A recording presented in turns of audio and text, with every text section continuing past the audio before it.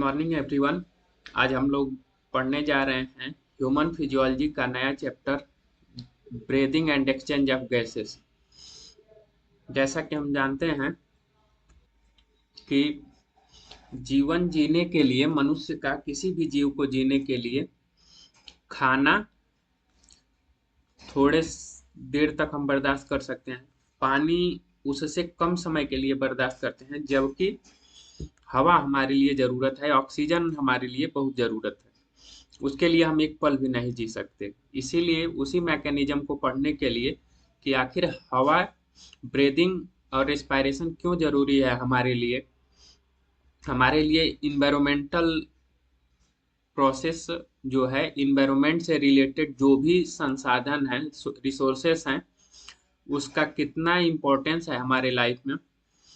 और ये सारी चीज़ें महंगी होते हुए भी इसका कोई मोल नहीं है, अनमोल इसको कहा जाता है, पानी को, हवा को। और हमें नेचर फ्री प्रोवाइड करती है। आप सोचिए कि अगर दुकानों पे मिलने लगे, अगर व्यापारी बेचने लगे, तो कितने लोगों को ये मिलेगा। जो हमारी मूलभूत संसाधन है, जैसे जो हमारे जीवन के लिए क्रिटिकली इम्पोर्टेंट है, वो हमें नेचर फ्री में प्रोवाइड कराती है। इसीलिए इसीलिए नेचर को हम लोग माँ का दर्जा देते हैं, पृथ्वी को माँ का दर्जा देते हैं, क्योंकि माँ वो चीजें प्रोवाइड कराती है जिसका कोई मोल नहीं है, आप कहीं से नहीं खरीद सकते, और सबको फ्री और बराबर में प्रोवाइड कराती है। वह नेचर कभी भी किसी में भेदभाव नहीं करता। हवा जहां भी, जिस भी एरिया में रहेंगे आप, सबको जो हवा मिल रही है वही आपको मिलेगी, पानी वही आपको मिलेगा। जहां तक यहाँ पे उद्योग और व्यापार इसमें हस्तक्षेप न करे, सरकार हस्तक्षेप न करे, तो नेचर हमें हमेशा प्रोवाइड करता है। इसीलिए हमें नेचर को बचाते रहना चाहिए और पेड़ पौधे लगाते रहना चाहिए। यह हमारा कर्तव्य है कि हम आने वाली पीढ़ियों को, हम जिस वातावरण में रह रहे हैं, इन्वायरमेंट में रह रहे हैं, उससे बेहतर इन्वायरमेंट दें या वैसा ही इन्वायरमेंट छोड़ के जाएं। इसी को हम लोग सस्टेनेबिलिटी कहते हैं। खैर, वो दूसरी बात हो गई। आइए हम लोग पढ़ते हैं ब्रीदिंग और रेस्पायरेशन। ब्रीदिंग और रेस्पायरेशन दो टर्म क्यों दिए गए हैं, आखिर इसका क्या लॉजिक है। एक भी हो सकता था, लेकिन यहाँ पे दो टर्म दिए गए हैं क्योंकि इसमें डिफरेंस है। जब भी दो टर्म होता है यूज, तो उसमें कुछ ना कुछ डिफरेंस होता है। तो ब्रीदिंग एक एक्स्ट्रा सेलुलर एनर्जी कंज्यूमिंग और फिजिकल प्रोसेस है।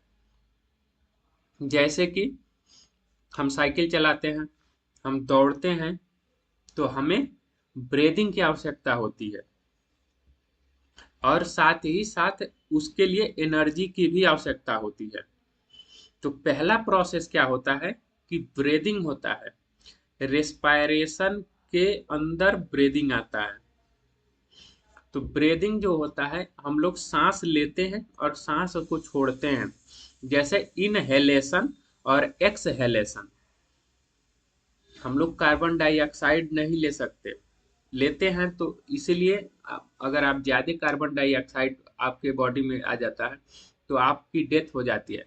आपने सुना होगा न्यूज में कि जाड़ों के दिनों में, कोल्ड में, आदमी अगर अंगीठी जला के अपने घर में सो जाता है तो उससे कार्बन डाइऑक्साइड ज्यादा हो जाता है ऑक्सीजन से, और आदमी की डेथ हो जाती है सफोकेशन से। उसी तरह ये केवल लंग्स में होता है। इसमें इन्वॉल्व होता है इनहेलेशन, जिसमें हम लोग ऑक्सीजन को लेते हैं, और एक्सहेलेशन, जिसमें हम लोग कार्बन डाइऑक्साइड को छोड़ते हैं।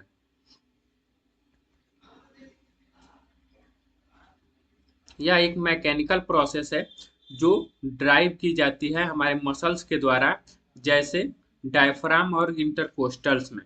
डायफ्राम अभी आप पढ़ेंगे, ये देखिए यहाँ पे ये डायफ्राम है, इसमें होता है, और इंटरकोस्टल मसल्स होते हैं आसपास के मसल्स। यह एक मैकेनिकल प्रोसेस है। मैकेनिकल प्रोसेस का मतलब कि किसी भी चीज को, मैकेनिकल प्रोसेस एक तरह से फिजिकल प्रोसेस होता है। जैसे कि हम मान लीजिए साइकिल चला रहे हैं, या किसी को स्लैप कर रहे हैं, झापड़ मार रहे हैं, ये हमारा मैकेनिकल प्रोसेस है। या किसी चीज को हम तोड़ रहे हैं, काट रहे हैं, या दौड़ रहे हैं, भाग रहे हैं, इसमें कोई केमिकल चेंज नहीं हो रहा है, हमारी बॉडी केवल ये मैकेनिकल प्रोसेस है।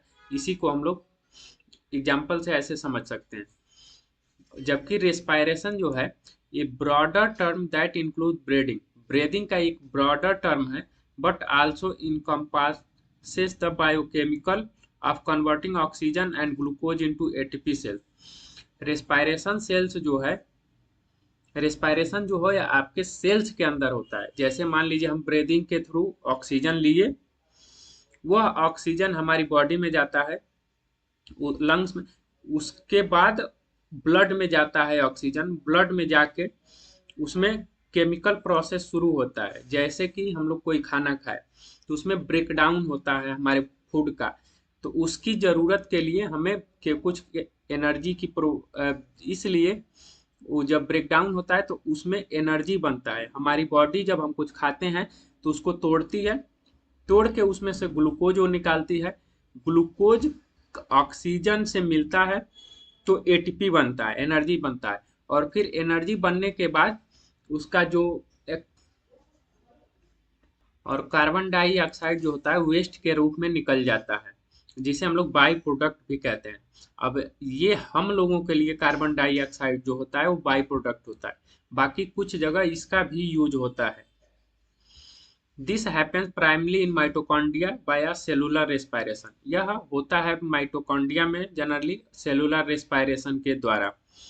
यानी ब्रीदिंग हवा अंदर लेने की और छोड़ने की प्रक्रिया है, और उसी में से ऑक्सीजन लेके केमिकल प्रोसेस के द्वारा ऊर्जा बनाने की प्रक्रिया को हम रेस्पायरेशन कहते हैं। जैसे हम लोग दौड़ते हैं तो हवा अंदर जाती है, क्योंकि हमें एनर्जी की जरूरत पड़ती है। मान लीजिए हम साइकिल चला रहे हैं, उसमें हमें एनर्जी की जरूरत होगी, तो हमारी सेल्स जो हैं वो तुरंत मांग करती हैं कि हमें ऑक्सीजन चाहिए। अब ऑक्सीजन किसके थ्रू जाएगा? ब्रीदिंग के थ्रू अंदर जाएगा। ब्रीदिंग के थ्रू ऑक्सीजन अंदर गया, ब्लड से कनेक्ट हुआ, ब्लड लेके पहुंचा जिस सेल्स में एनर्जी चाहिए, वहां तुरंत लेके गया। जो हमारे फूड्स हैं, हम खाना खाए हैं, वो ग्लूकोज में ऑलरेडी हमारी बॉडी जो है उसको छोटे छोटे टुकड़ों में तोड़ के ग्लूकोज बना के रेडी रखी है। ग्लूकोज को ऑक्सीजन चाहिए जिसके थ्रू वो एटीपी एनर्जी बना सके। और जैसे ही जाके ऑक्सीजन ग्लूकोज से कनेक्ट होता है, मिलता है, तो हमारे अंदर एनर्जी आती है और फिर हम साइकिल चलाने लगते हैं। अगर हमारी एनर्जी लैप्स हो जाए, हम वहीं गिर जाएंगे। इसीलिए ब्रीदिंग जो है केवल सांस लेने और छोड़ने की प्रक्रिया है, जबकि रेस्पायरेशन एक ब्रॉडर टर्म है जिसमें पूरी आपकी बॉडी जगह जगह सेल्स पे जाता है, फिर ग्लूकोज बनता है, ग्लूकोज से ऑक्सीजन कंबाइन होता है, फिर आपकी फिर एक साइकिल चलती है, उसमें से एनर्जी निकलती है और CO2 बाई प्रोडक्ट होता है। फिर CO2 को वो लंग्स में भेजता है, लंग्स के थ्रू फिर एक्सहेलेशन होता है और हमारी बॉडी से CO2 निकल जाता है। ये कुछ माइक्रो सेकेंड्स की प्रक्रिया है। ये सारी चीजें लग रहा है कि कितनी बड़ी प्रक्रिया होगी, लेकिन सोचिए हमारी बॉडी कितनी तेजी से काम करती है कि ये कुछ सेकेंड्स, माइक्रो सेकेंड्स की प्रक्रिया है जो लगातार चलती रहती है। हम लोग सांस लेते रहते हैं, वो पूरा चलती रहती है ये प्रोसेस। यानी फिर मैं बता रहा हूँ कि रेस्पायरेशन जो है सेल्स के अंदर एनर्जी बनाने की प्रोसेस को हम लोग रेस्पायरेशन बोलते हैं, जबकि ब्रीदिंग केवल सांस लेने और छोड़ने की प्रक्रिया है। ये आपको डिफरेंस पता चल गया। अब लंग्स की बात करते हैं, तो जो हमारा रेस्पायरेटरी ऑर्गन्स है वो जनरली लंग्स ही है। हमारे में, मनुष्य में या मैमल्स में आप कह सकते हैं, कुछ वर्टिब्रेट में कह सकते हैं, वहां से लंग्स की शुरुआत होती है। तो हमारे में ये पेयर्ड होते हैं, यानी दो लंग्स होते हैं, वन पेयर। ट्रायंगुलर बैग होते हैं, ये ट्रायंगुलर शेप के होते हैं, लगभग लगभग ऐसे एक होता है, ऐसे ट्रायंगुलर शेप में होते हैं। Constitute that constitute the respiratory organ, इस जो रेस्पायरेटरी ऑर्गन्स रखते हैं, रेस्पायरेटरी ऑर्गन्स में एल्वियोलाई हो गया, ब्रांकियोल हो गया, ये सारी चीजें। अब ब्रीदिंग में हम लोग क्या क्या ब्रीद करते हैं, तो जो हमारे एटमॉस्फेयर में प्रेजेंट होता है, जनरली आपको पता होगा 21% ऑक्सीजन होता है, 78% नाइट्रोजन होता है, 0.04% CO2 होता है। यानी उसके बाद बाकी और सब गैसेज होती हैं, हीलियम हुआ चाहे बाकी सारी गैसेस हुई। तो ये पहले 0.03% होता था CO2, लेकिन अब ये बढ़ गया, इसकी मात्रा बढ़ गई है, इंडस्ट्रियलाइजेशन से कहिए या बाकी सारी जो मीथेन प्रोसेस है उन सब चीजों में। ये 21% ऑक्सीजन अगर मान लीजिए ये कम हो गया तो क्या होगा, हमारी लाइफ साइकिल पूरी चेंज हो जाएगी, इस पूरे पृथ्वी की लाइफ साइकिल चेंज हो जाएंगी। अगर ये ज्यादा हो गया तो ऑक्सीजन ज्यादा हो जाने से जगह जगह आग लगने लगेगी, कम हो जाएगा तो आग नहीं लगेगी।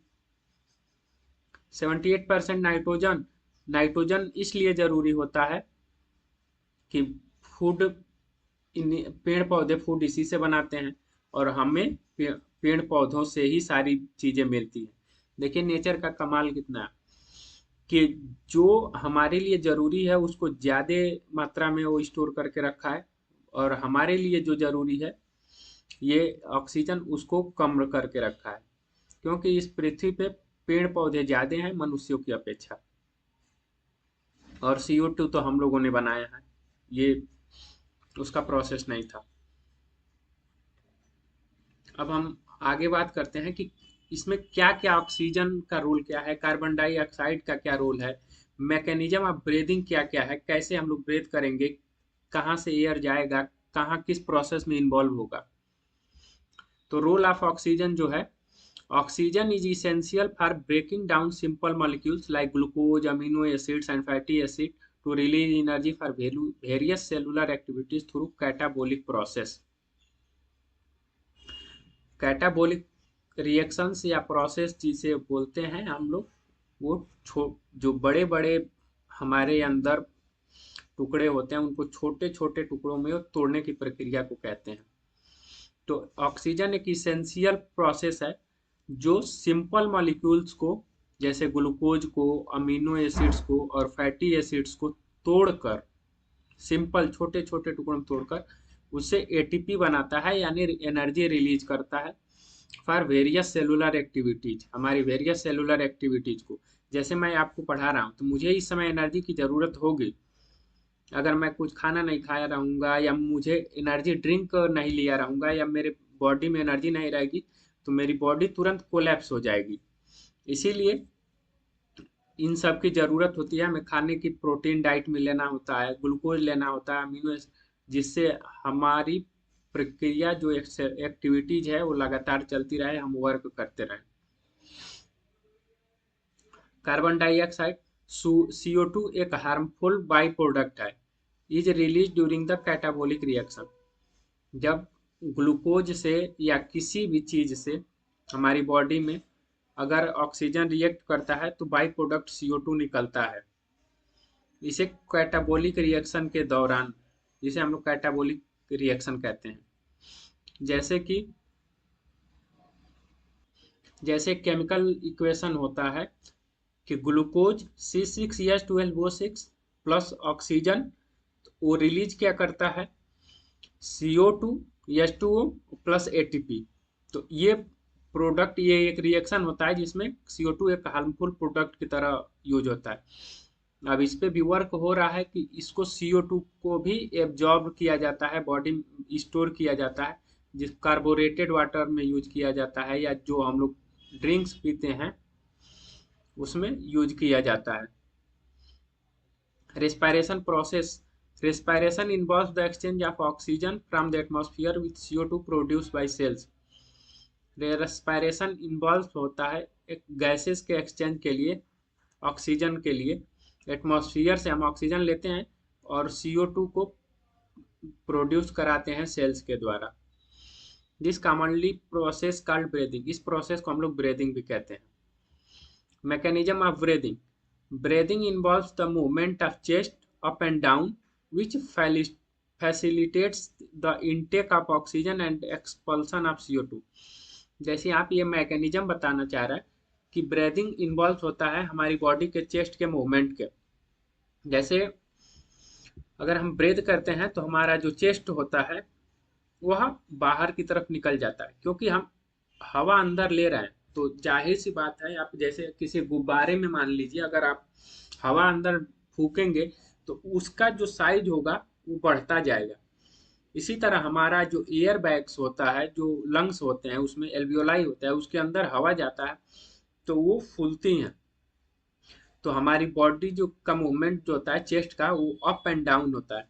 जब हम एक्सपल्सन ऑफ एयर करते हैं CO2, तो उस समय एक्सहेलेशन के टाइम हमारी जो चेस्ट होती है वो डाउनवर्ड हो जाती है, वो नीचे हो जाती है। जबकि हम ऑक्सीजन जब लेते हैं तो फूल जाती है। Respiratory organs and the detailed mechanism of breathing are crucial for understanding how this exchange occur. यह पढ़ना क्यों जरूरी है? रेस्पिरेटरी ऑर्गन्स और उसका डिटेल्ड मैकेनिज्म ऑफ ब्रीदिंग, यह क्रूशियल इसलिए है कि हम समझ सकें कि कैसे ये इनका एक्सचेंज होता है हमारी बॉडी में, और उसका रोल क्या है हमारी बॉडी में। अब रेस्पिरेटरी ऑर्गन्स हम लोग पढ़ लेते हैं कि किसमें क्या क्या है। तो जैसा हम लोग अभी पिछले क्लास में मैंने आपको पढ़ाया एनिमल किंगडम में, जिसमें ये different different lower non chordate से लेके higher non chordate, then chordate, vertebrate, और फिर सबसे एडवांस जो होता है वो मैमलिया होता है, जिसमें हम लोग पढ़े थे यूरो हेमिकोर्डाटा, सिफाइलोकोर्डाटा एंड यूरोकोर्डाटा। तो उसमें सारी चीजें आई। फिर हम लोग डिफरेंट डिफरेंट क्लासेस पढ़े थे, तो उसमें सबसे एडवांस जो आया वो ह्यूमन का आया। तो इसी तरह इसमें फिर से हम लोग देख लेते हैं कि किसमें क्या क्या पाया जाता है। लोअर इनवर्टिब्रेट्स में, जैसे स्पॉन्ज और सिलेंट्रेट और फ्लैट वर्म्स में, ये एक्सचेंज ऑफ ऑक्सीजन और CO2 है वो जनरली सिंपल डिफ्यूजन के द्वारा होता है cross their entire body surface. जैसे हम लोग स्पॉन्ज में पढ़ते हैं तो सेलुलर लेवल ऑफ ऑर्गेनाइजेशन उसमें होता है। तो उसमें से एक ही सेल जो होती हैं, हर सेल्स का वर्क अलग अलग होता है, जिसमें सिंपल डिफ्यूजन के थ्रू होता है।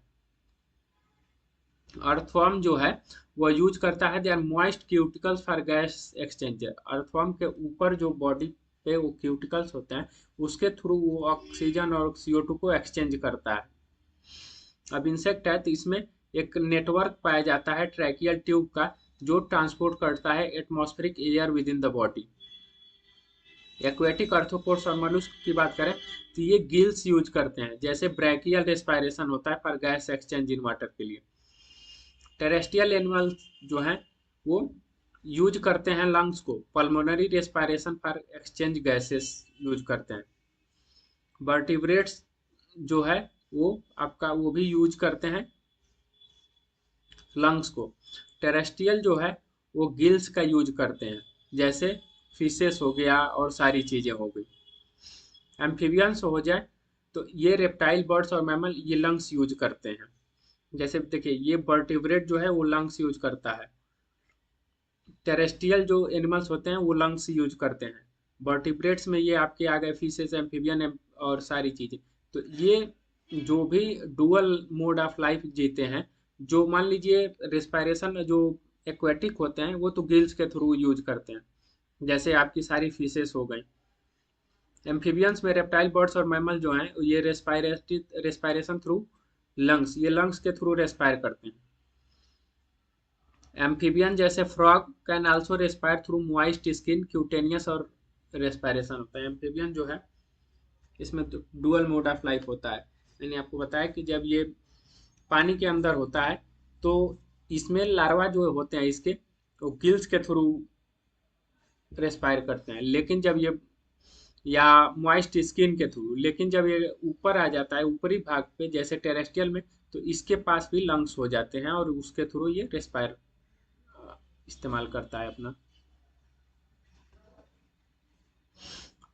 अब ये कौन कौन से प्रोसेस हैं, कौन कौन से रेस्पिरेटरी ऑर्गन्स हमारे में होते हैं जो इसमें यूज होता है। तो external nostril and nasal passage, जैसे हमारी नाक है, इसमें जो दो नेजल पैसेज हैं उसके अंदर नॉस्ट्रिल्स है, ये इसके थ्रू जाता है paired external nostrils open above the upper lips, यानी नॉस्ट्रिल्स जो है हमारे ये नाक का दो है ना, वन पेयर, इसके थ्रू हम ऑक्सीजन अंदर लेते हैं और फिर ये नेजल चेम्बर के थ्रू नेजल पैसेज में जाता है। ये देखिए ये नेजल पैसेज है, यानी हमारे तालु के पास ऐसे एक विंड पाइप होती है, दो पाइप्स होती हैं और फूड पाइप होती हैं। जब हम हवा लेते हैं अंदर या सांस लेते हैं उस समय हमारा जो फूड पाइप होता है वो बंद हो जाता है।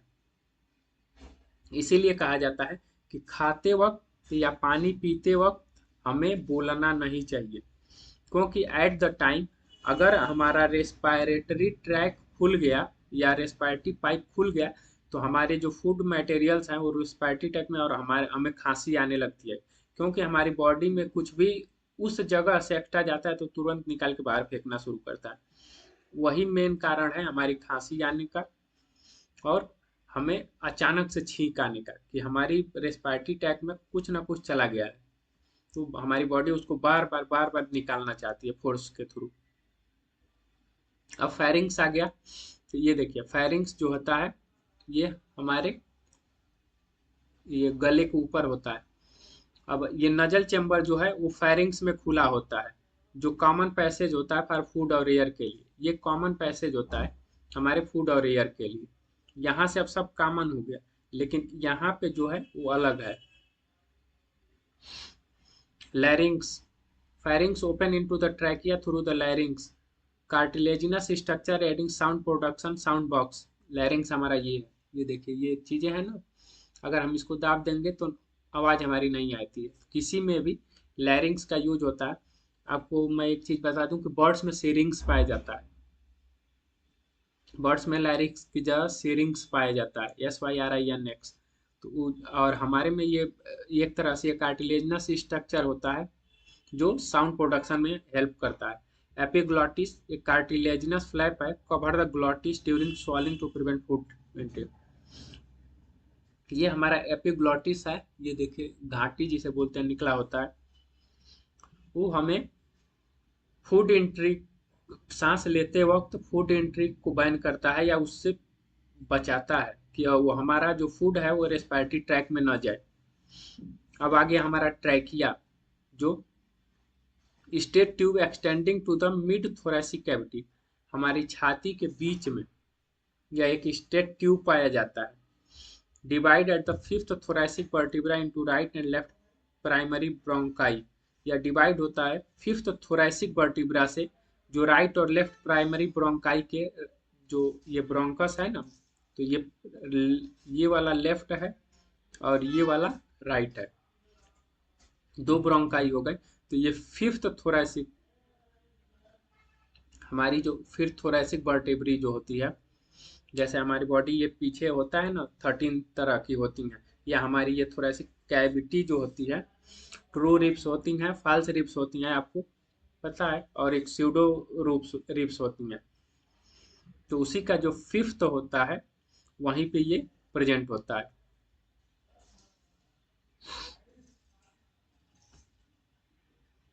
अब ब्रोंकाई और ब्रोंक्यूल्स क्या है, जिसमें primary bronchi divide into secondary and tertiary bronchi then into bronchioles. Primary bronchi जो है वह डिवाइड होती है प्राइमरी, सेकेंडरी और टर्शियरी में। प्राइमरी ब्रोंकाई जो होती है वो डिवाइड होते हैं सेकेंडरी और टर्शियरी ब्रोंकाई में, देन यह ब्रोंक्यूल्स होते हैं। जो छोटे छोटे बैग्स होते हैं वो ब्रोंक्यूल्स होते हैं। उसके बाद एल्वियोलाई आता है। ये देखिए ये ब्रोंकाई है प्राइमरी, फिर सेकेंडरी, किसी भी चीज को, जैसे ये मान लीजिए ये प्राइमरी है, अब यहाँ से ये सेकेंडरी हो गया, फिर इसके बाद टर्शियरी हो गया।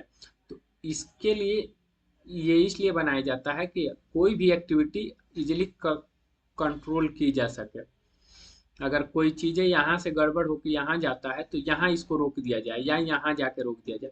इसके बाद यहाँ पे आपका पाया जाता है एल्वियोलाई, जो छोटे छोटे बैग्स होते हैं जिसमें एयर एक्चुअली में जाता है। Trachea bronchi and initial bronchiole support by incomplete cartilaginous rings. Trachea, bronchi और इनिशियल ब्रोंक्यूल्स जो होते हैं ये सपोर्टेड होते हैं, एक इनकम्प्लीट कार्टिलेजिनस रिंग होता है। देखिए ये चीजें जो हैं, ये रिंग जो हैं, ये इसके अंदर ये सपोर्ट होते हैं कि अगर कोई आपको चोट, कभी आपको चोट लगे, जिससे हमारी ये रिब केज क्यों बनाया गया है, क्योंकि यहाँ पे सबसे ज्यादा सेंसिटिव ऑर्गन्स हैं, हम उनको टच नहीं कर सकते। तो इस पे कितना भी वजन पड़े या कहीं चोट लगे तो हमारे इंटरनल ऑर्गन जो है वो सेफ हो। किसी भी चीज का स्ट्रक्चर अगर हार्ड है तो वहाँ सेफ्टी मेजर्स जरूरी होते हैं, वहाँ सेफ्टी के लिए ही ये बनाया गया है कि इसी के अंदर हमारा हार्ट है, लंग्स है। Terminal bronchioles are thin and lead to alveoli. जो टर्मिनल ब्रोंक्यूल्स होते हैं, ये देखिए टर्मिनल्स यानी टर्शियरी ब्रोंक्यूल जो होते हैं, उसके बाद ये चेंज हो जाते हैं एल्वियोलाई में, जो छोटे छोटे बैग्स होते हैं, ये रहे एल्वियोलाई। एल्वियोलाई के बारे में पढ़ते हैं। ये थिन होता है, पतला सा होता है, इरेगुलर वाल्ड होता है, जिसका कोई रेगुलर वाल नहीं होता है, इरेगुलर वाल। Vascularised bag like structure, vascularise मतलब फूला हुआ बैग लाइक स्ट्रक्चर्स होता है। Site of gas exchange, oxygen and CO2 diffusion, unit of respiration भी इसको बोलते हैं। तो ये टर्म याद रखिएगा एल्वियोलाई का। ये यहीं पे ऑक्सीजन और CO2 का एक्सचेंज होता है। ब्लड जो कंज्यूम कर लेता है तो उस जो ब्लड आता है हमारी बॉडी से, वो यहाँ से ऑक्सीजन लेता है या और CO2 को यहीं छोड़ के और ऑक्सीजन लेके डिफरेंट डिफरेंट सेल्स के पास पहुंच जाता है कि आप लीजिए, ग्लूकोज से मिला के उसको ATP कन्वर्ट करिए ताकि हम काम कर सकें। वह सेल्स को देता है ले जाके कि लो भाई ये तुम्हारा ऑक्सीजन है, तुम ऑक्सीजन मुझे यहाँ दे दो और ये CO2 ले लो, मैं इस चैम्बर से लेके आया हूँ। यहाँ पे ये एक्सचेंज होता है। जैसे कोई सामान है, स्टोर है, तो वहाँ पे हम खरीदते हैं सामान या करते हैं, तो वहाँ पे हम पैसा देते हैं और सामान ले लेते हैं, या जो खराब चीजें हैं उसको बदल देते हैं। तो इसी तरह ये काम करता है। ब्लड आता है इसमें, वो कहता है कि मैं जो सेल्स थी, CO2 जो मुझे दी हैं, जो उनके किसी काम का नहीं है, तुम इस CO2 को रखो और मुझे ऑक्सीजन दे दो ताकि मैं फिर दूसरे सेल्स को ले जाके सप्लाई कर सकूं और उनका काम जारी रह सके। और फिर ये एल्वियोलाई होता है, ये टर्शियरी ब्रोंकाई को, फिर सेकेंडरी ब्रोंकाई को, फिर प्राइमरी ब्रोंकाई को ये CO2 कहता है कि लो अपना CO2, अब मेरा काम हो गया, अपना CO2 ये हमारी बॉडी में किसी काम का नहीं, इसको बाहर निकालो। फिर हम एक्सहेलेशन करते हैं। लंग्स है, comprise the branching network of bronchi. यह ब्रोंकाई के ब्रांचिंग नेटवर्क से बना होता है, जिसमें ब्रोंक्यूल्स भी होती हैं, एल्वियोलाई भी होती हैं। Two lungs covered by double layer pleura, दो लंग्स होते हैं जो कवर्ड होते हैं प्ल्यूरा के द्वारा। ये हमारी ऊपर की लेयर जो होती है ये प्लूरा मेम्ब्रेन होती है, ये देखिए ये प्लूरा मेम्ब्रेन्स है, जिसमें प्ल्यूरा फ्लूइड होते हैं, प्रेजेंट होते हैं, जो जैसे हम एक्सहेलेशन और इनहेलेशन करते हैं तो स्मूथली हो सके उसलिए उसमें प्लूरल फ्लूइड पाए जाते हैं जो आपस में टकराए न थी, जिससे इजिली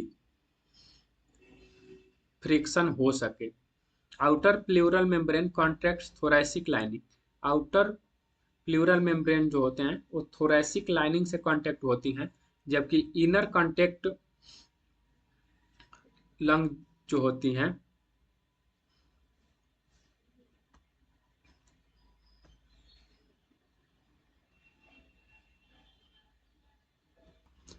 ये देखिए इनर कॉन्टैक्ट जो है वह लंग के सरफेस से होता है। जैसे outer pleura membrane thoracic lining पे होता है, जबकि इनर जो होता है वो डायरेक्ट लंग से कांटेक्ट में होता है।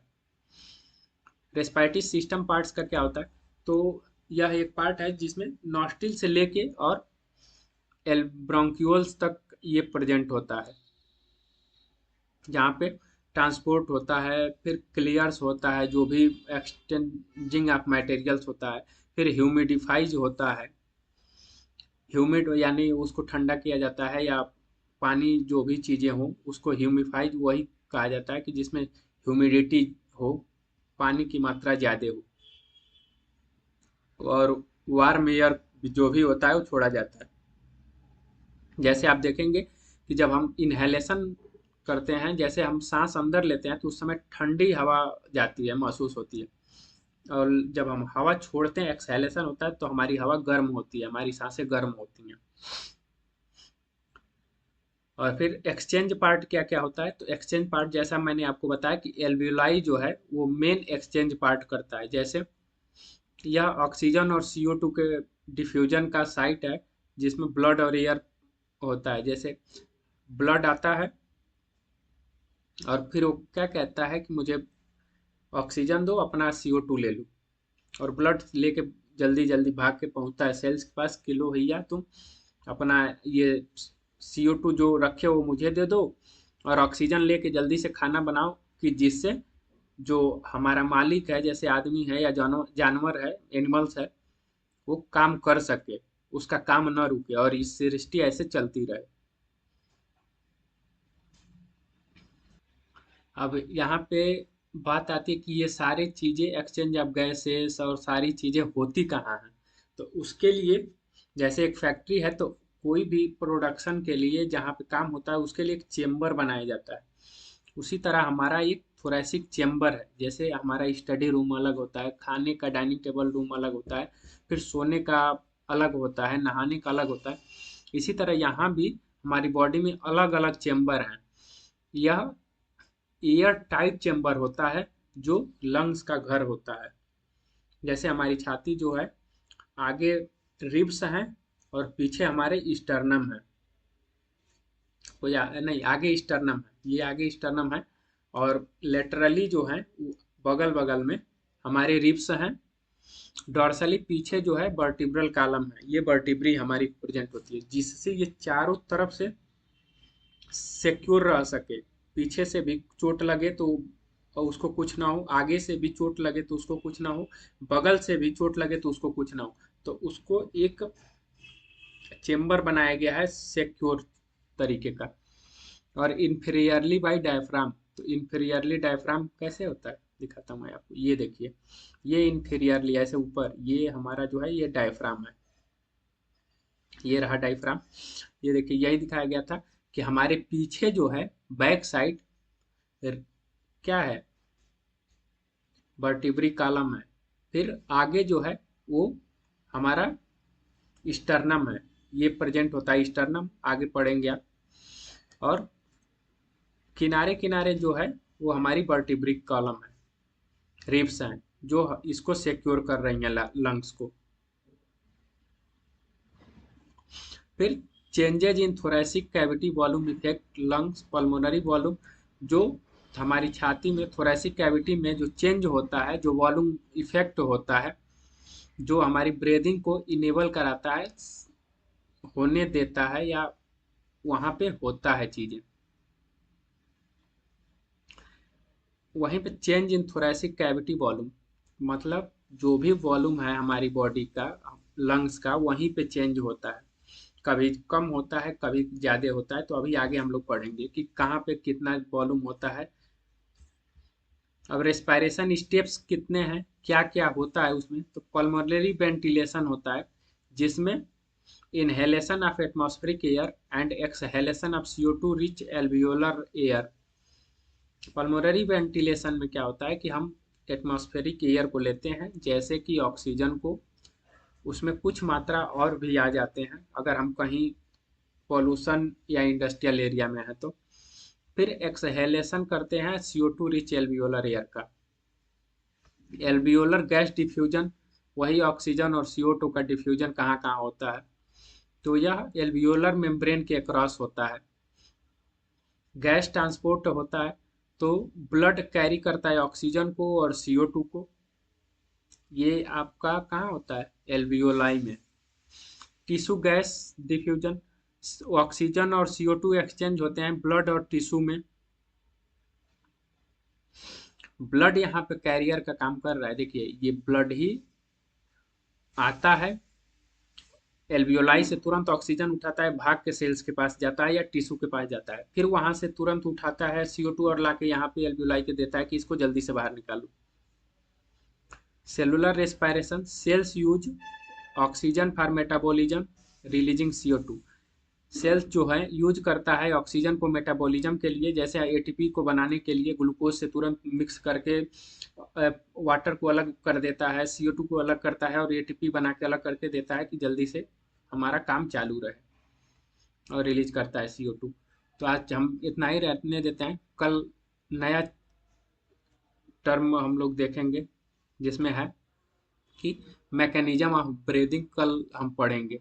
ये थोड़ा सा लंबा प्रोसेस है, इसको पढ़ाने में टाइम लगेगा, और एग्जाम्पल्स के थ्रू आज 35 मिनट का लेक्चर हो गया। आप हमारे वीडियो को देखिए और शेयर और सब्सक्राइब करिए। थैंक यू आप सबका देखने के लिए।